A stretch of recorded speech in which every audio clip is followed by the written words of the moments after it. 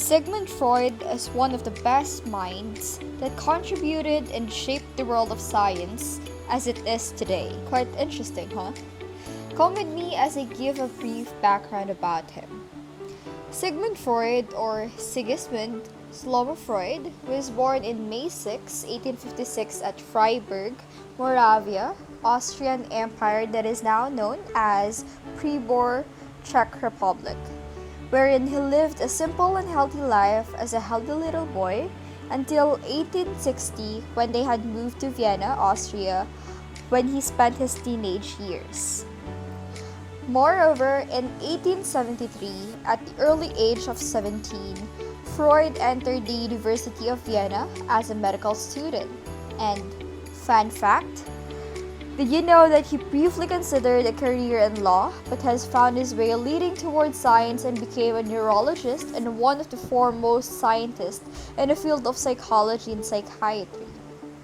Moreover, within his lifetime, he became known as the founding father of psychoanalysis, wherein he developed the theory of personality, which studies the correlation of unconscious mind to one's individuality. Sadly, he died on September 23, 1939 at Hampstead, London, United Kingdom, at the age of 83. Now that we know about Sigmund Freud, let's move on to the next topic, which is consciousness. Consciousness is the awareness of an individual towards an environment, surroundings, thoughts, feelings, or sensation within their clear state of perception. Now, let us tackle the Freud's level of consciousness. There are three levels of awareness in human consciousness, which are divided by Freud, namely conscious, preconscious or subconscious, and unconscious. Each of these levels interferes and overlaps with Freud's idea of the id, ego, and superego. Let's discuss the first level of consciousness, the conscious. It is the existence of our current awareness. It consists of what someone is aware of at any particular point in time. It could include what you are thinking about right now, whether it is in front of your mind or at the back. If you are aware of it, then it is in the conscious mind. It could also include thoughts, memories, feelings, and wishes of which we are aware at any given moment. This is the aspect of our mental processing that we can think and talk about rationally. For example, at this moment, you may be consciously aware about the information you're reading, such as this PowerPoint presentation, or the sound of music you're listening to, or even a conversation you're having. All of the thoughts that pass through your mind, the sensations and perceptions from the outside world, and the memories that you bring into your awareness are all part of that conscious experience. When Robert Collier explained the conscious mind expertly, he said, "It is only through your conscious mind that you can reach the subconscious. Your conscious mind is the porter at the door, the watchman at the gate. It is to the conscious mind that the subconscious looks for all its impressions." The second level of awareness, the preconscious. The preconscious contains information that is just below the surface of awareness. It can be retrieved with relative ease and usually can be thought of as memory or recollection. Here's a fact for you to dwell on. We always wonder where our dreams come from, right? The subconscious or preconscious is where our dreams are made. We can consider it as the storehouse of all remembered experiences and impressions that are left on the mind by such experiences, and tendencies that are awakened or reinforced by these impressions.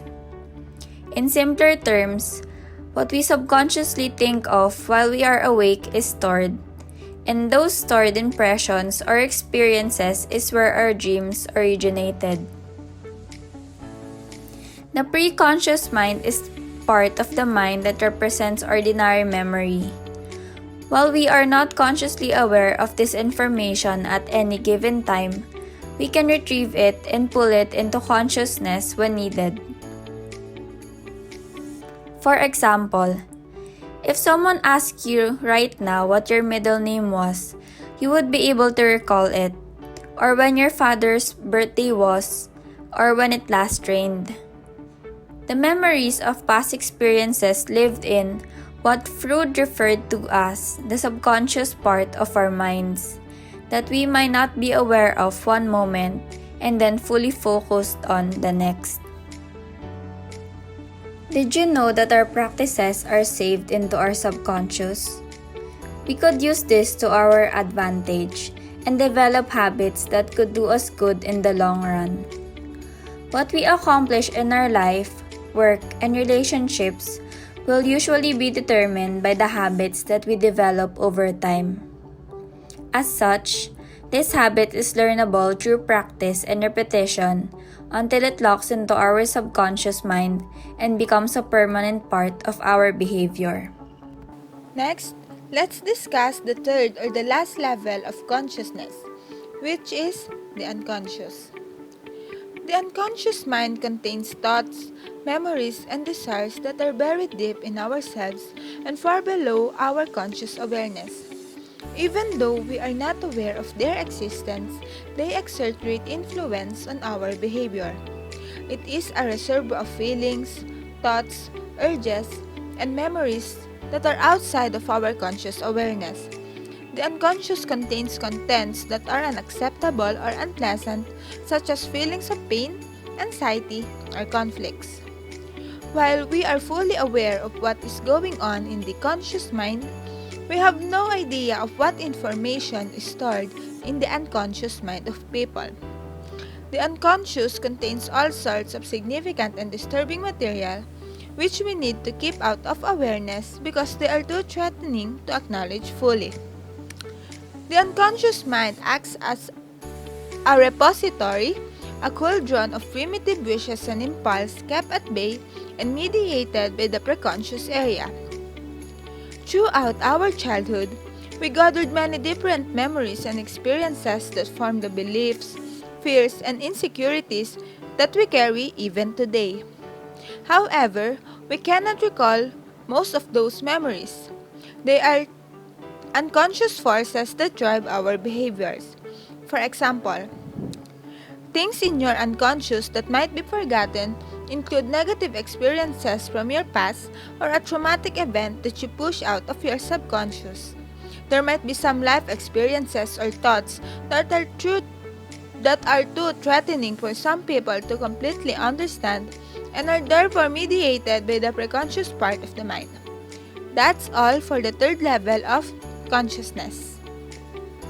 For the last part, let's have the iceberg metaphor, which was used by Freud to describe the three levels of mind. According to Freud, the mind is like an iceberg. It floats with 1/7 of its bulk above the water. And with this, he meant that people repress most of their thoughts, memories, and desires, especially those that are painful or socially unacceptable. We have here again the first level of mind, the conscious. As we can see, it is represented by the top of the iceberg that can be seen above the water.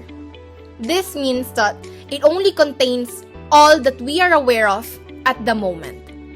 Our conscious mind only comprises a very small part of who we are, so that in our everyday life, we are only aware of a very small part of our personality, and most of what we are is hidden out of reach. This is because our mind is more than just our consciousness, because consciousness is just the tip of the iceberg. With this, let's have the second level of mind, the preconscious, also known as the subconscious. It is represented by a part of the iceberg that is submerged below the water but is still visible. These are things, thoughts, or memories that are readily available to the conscious mind, although not currently in use. It is right below the surface but still hidden somewhat unless we search for it. Lastly, the unconscious, represented by a bulk of the iceberg that lies unseen beneath the waterline. These are hidden, thus we are unaware of these things. And Freud believed that most of what influences us is our unconscious mind. And that would be all for this presentation. We, the Group 2, hope that we have given you substantial information with this video. Thank you, stay safe, and enjoy the rest of the day.